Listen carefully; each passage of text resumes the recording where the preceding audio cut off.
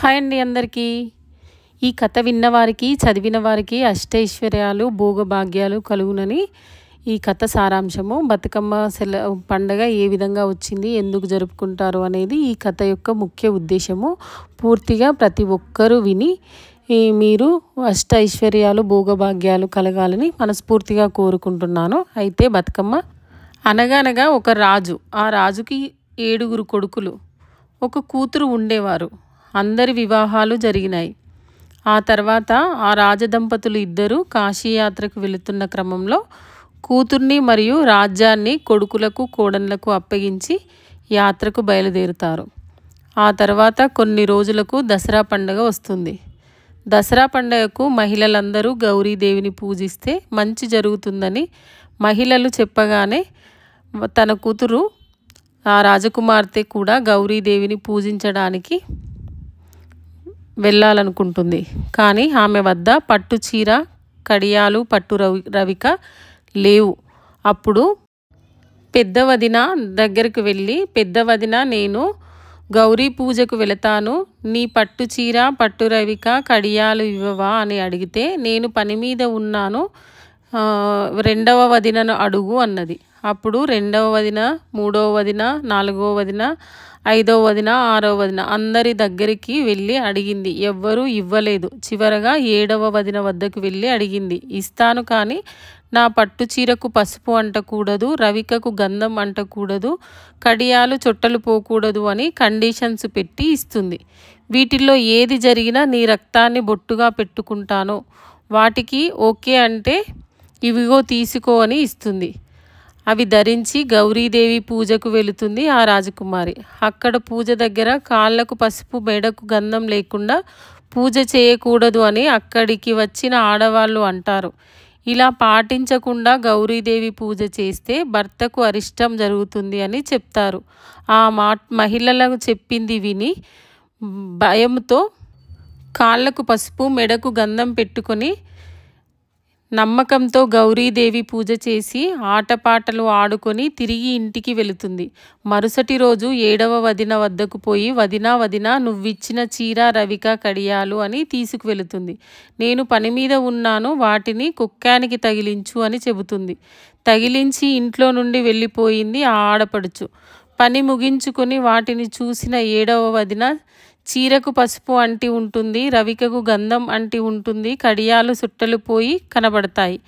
ఆగ్రహించిన వదిన వాటిని చింపి అవతల విసిరివేసింది. తలకు గుడ్డ కట్టుకొని పడుకొని ఉన్న 7వ కోడలి భర్త ఇంటికి వచ్చి, ఏమైంది, తలకు గుడ్డ కట్టుకొని పడుకున్నావు అని భర్త అడగగా, మీ చెల్లె ఇలా చేసింది అని వాటిని భర్తకు చూపించి, అందుకే నాకు తలనొప్పి వచ్చింది, ఇప్పుడు మీ చెల్లెళ్ళును నువ్వు చంపి ఆ రక్తాన్ని తెచ్చి నా తలకు పెడితే నా తలనొప్పి తగ్గుతుంది అని అంటుంది. భార్య గయ్యాలితనాన్ని చేసేదేమీ లేక మరునాడు ఉదయమే సద్దిమూట కట్టుకొని ఆ అన్న అడవికి బయలుదేరుతాడు. అడవిలో గద్దను చంపి రక్తాన్ని తెచ్చి భార్య తలకి పెడతాడు. భార్య ఆనందంతో గంతులు వేసుకుంటూ లేచి నల్లగా ఇల్లలికి తెల్లగా ముగ్గులు పెట్టి కొత్త చీర కట్టుకొని కట్లా కడువ తీసుకొని మెట్పారి బావి వద్దకు నీళ్ల కోసం వెళుతుంది. అక్కడ అమ్మలక్కలు కలవారి కోడలు నుదిటిన గద్దనెత్తురు పెట్టుకుని వచ్చింది అని గుసగుసలు పెట్టుకుంటారు. మళ్ళీ ఆ కోడలు సొర్రున ఇంటికి వచ్చి అలిగి పానుపు వేసుకొని పడుకుంటుంది. మళ్ళీ ఏమైంది అని భర్త అడగగా, నువ్వు తెచ్చిన గద్దనెత్తురును నాకు తలనొప్పి తగ్గలేదు అని బదులిచ్చింది. మీ చెల్లెల్ని చంపి తెచ్చిన నెత్తురు కావాలి అని అంటుంది.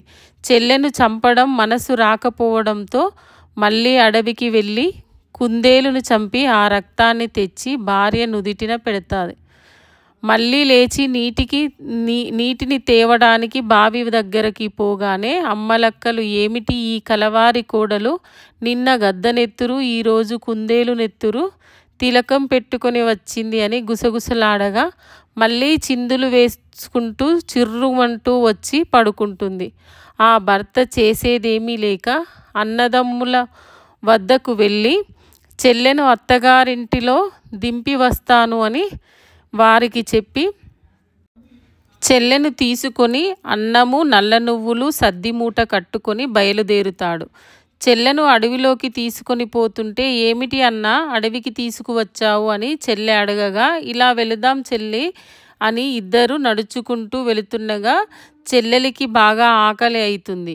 అన్నా నాకు ఆకలి అవుతుంది అనగానే చెట్టు నీడకు కూర్చొని చెల్లెకు అన్నం తినిపిస్తాడు అన్న.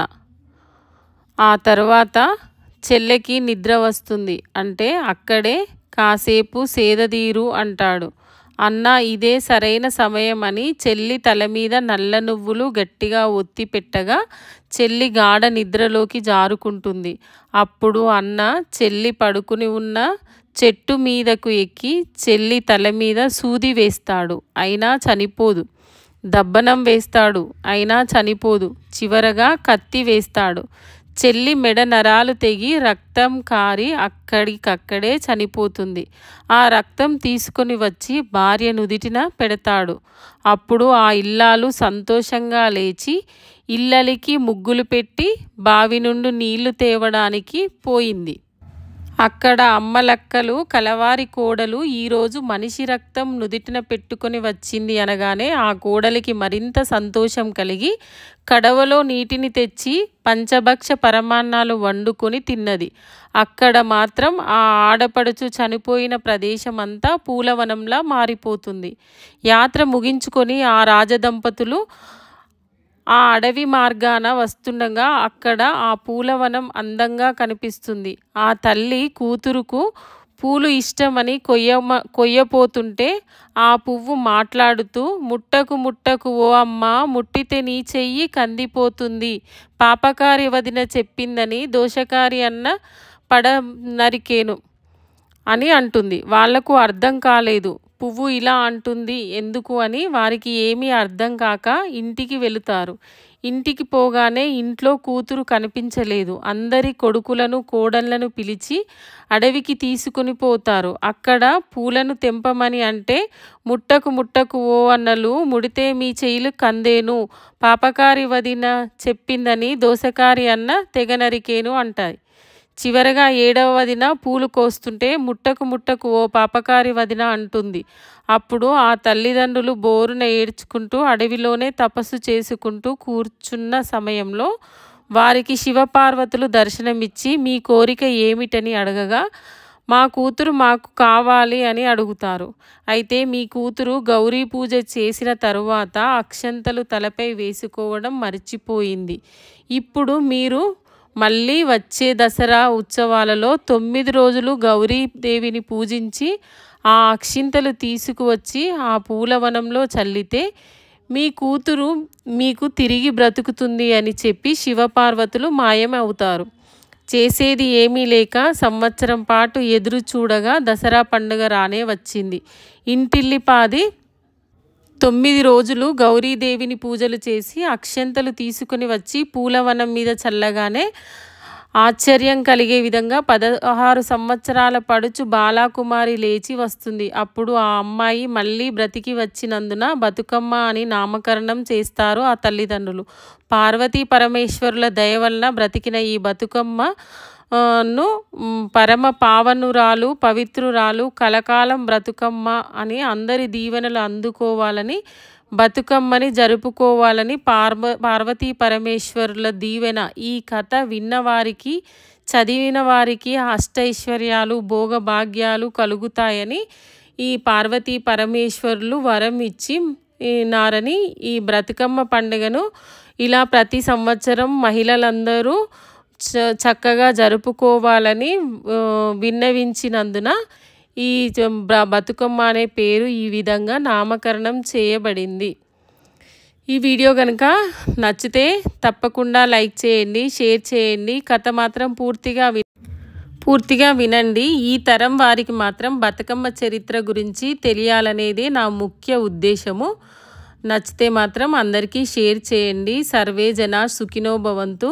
అందరూ మంచిగా బతుకమ్మ సెలబ్రేషన్స్ జరుపుకోవాలని మనస్ఫూర్తిగా కోరుకుంటూ సెలవు తీసుకుంటున్నాను. నమస్కారం. ధన్యవాదాలు.